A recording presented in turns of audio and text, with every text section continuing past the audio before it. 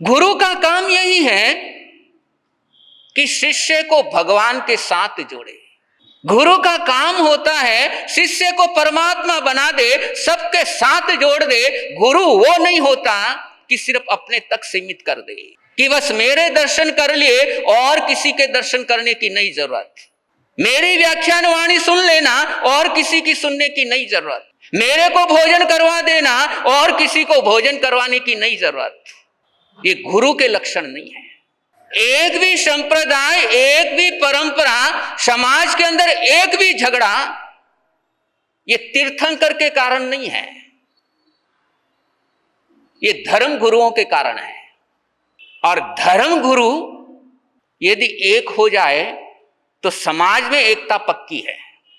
भले ही हम यहां बैठ करके आपको बोलते हैं आप एक हो जाओ, एक हो जाओ, एक हो जाओ, नहीं होने वाले हो। बंदो, यदि धर्म गुरु आपस में मिलने लग जाए तो समाज तो आपस में अपने आप मिलने लग जाएगा। धर्म गुरु यदि आपस में बात करना शुरू कर दे तो संघ समाज तो अपने आप शुरू कर देगा। तो जितने भी संघ समाज में ये झगड़े दिख रहे हैं, मानो या ना मानो, कहीं ना कहीं गुरु का बहुत बड़ा रोल है। स्वीकार करो या मत करो। और जब तक गुरु को गुरु की जिम्मेदारी समझ में नहीं आती है कि परमात्मा ने संतों को मुनीम बनाया, परमात्मा ने संतों को मुनीम बनाया और संत मालिक बनकर के बैठ गए, खुद को भगवान समझ बैठे, और तभी से ये रगड़े झगड़े शुरू हो गए। तो सामाजिक एकता, समाज के अंदर समन्वय, समाज के अंदर समरसता, समाज एक, ये सब कुछ समाज के जो कर्ता धर्ता है, समाज के जो कर्णधार है, उन पर डिपेंड रहता है, नेकी कॉमन पब्लिक के ऊपर। और जब तक समाज के कर्णधार एक ना हो, समाज की एकता हो ही नहीं सकती।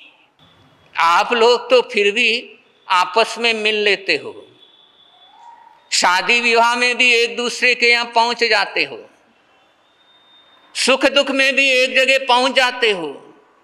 भले ही अपनी परंपरा का है या नहीं है, भले ही एक साथ हम मिलते हैं, धर्म स्थान में पहुंचते हैं या नहीं पहुंचते हैं, सुख दुख में पहुंच जाते हैं, फिर भी आपस में मिल जाते हैं। लेकिन धर्म गुरु